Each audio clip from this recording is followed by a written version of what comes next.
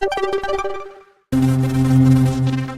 बच्चों, कैसे हो? उम्मीद करती हूँ कि आप सब बहुत अच्छे होंगे। तो बच्चों, आज हम कक्षा 5वीं की एडीएड अभ्यास पुस्तिका पर्यावरण अध्ययन का पाठ 14 जब धरती कांपी के प्रश्नों को हल करने वाले हैं। धरती कांपी का मतलब होता है भूकंप का आना। जब भूकंप आता है तो धरती कांप जाती है और भूकंप से काफी कुछ नुकसान होता है। यहाँ से अभ्यास प्रश्न शुरू होते हैं। वस्तुनिष्ठ प्रश्न, पहले का पहला सही विकल्प चुनकर लिखिए इसका अ। भूकंप या अन्य आपदा के समय कुत्ते की मदद क्यों लेते हैं?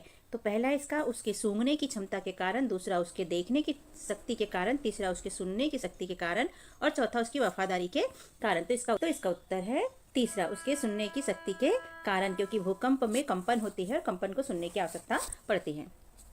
ब, बाढ़ या भूकंप के समय जब लोग बेघर हो जाते हैं तब उन्हें कौन से समूह के सामान की आवश्यकता होती है? पहला घर, खिलौने, दवाई, दूसरा कपड़े, खिलौने, फर्नीचर, तीसरा अस्पताल, सब्जी, फर्नीचर और चौथा खाने पीने का सामान, कपड़े और दवाइयाँ। तो उन्हें जरूरत होती है खाने पीने का सामान, कपड़े और दवाइयों की। स नंबर का है, गांव के लोगों ने चिकनी मिट्टी और गोबर मिलाकर बड़े बड़े उपले बनाए। उपले एक दूसरे पर रखकर दीवार बनाई गई तथा घास फूस की छत इस प्रकार का बनाया गया ताकि पहला है घर आकर्षक लगे, दूसरा भूकंप से कम नुकसान हो, तीसरा घर मजबूत बने और चौथा घर में अधिक लोग रह सके। तो इसका उत्तर है दूसरे नंबर का। क्यों बनाया था ऐसा घर? क्योंकि भूकंप से कम नुकसान हो। द नंबर का है, डूबे हुए घर, जानवरों के बहते शरीर, नदी का पानी और दुखी लोग, यह किस प्राकृतिक आपदा की ओर संकेत कर रहे हैं? पहला बाढ़, दूसरा भूकंप, तीसरा भूस्खलन और चौथा सूखा। तो ये कर रहे हैं बाढ़ की ओर संकेत, तो हमने यहाँ लिख दिया बाढ़। प्रश्न पहले का दूसरा, रिक्त स्थान की पूर्ति कीजिए। इसका पहला है, भूकंप एक खालिस्तान आपदा है, प्राकृतिक। दूसरा है, खालिस्तान अपने खास तरीकों से यह पता लगाने का प्रयास करते हैं कि कहाँ भूकंप आने की संभावना अधिक है, तो वैज्ञानिक। तीसरा, भूकंप आने पर खालिस्तान के उपकरणों का उपयोग नहीं करना चाहिए, तो बिजली। चौथा है, भूकंप आने पर फर्श पर किसी खालिस्तान वस्तु के नीचे छिप जाना चाहिए, लकड़ी से बनी वस्तु जो पक्की हो। लघु उत्तरीय प्रश्न। प्रश्न नंबर 2, किन्हीं 3 प्राकृतिक आपदाओं के नाम लिखिए। तो इसका उत्तर है 3 प्राकृतिक आपदा, भूकंप, बाढ़ और सूखा।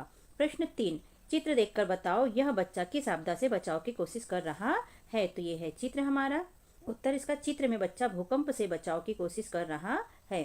प्रश्न चौथा है, जब आप किसी मुसीबत या आपदा में हैं तब कौन से संस्थानों की मदद लेनी चाहिए? तो इसका उत्तर है एनडीएमए, एनडीआरएफ, यूनिसेफ, सेना, पुलिस, चिकित्सा आदि संस्थानों की मदद लेना चाहिए।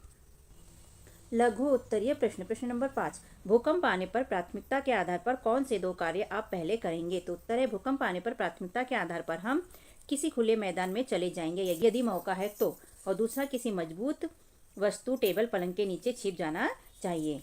तो यहाँ से शुरू होता है बच्चों प्रश्न नंबर 6, किसी मुसीबत के समय संपर्क करने के लिए अपने क्षेत्र के सहायता केंद्रों के फोन नंबर लिखिए। तो इसका उत्तर है पुलिस का नंबर 100 और एम्बुलेंस का नंबर 108।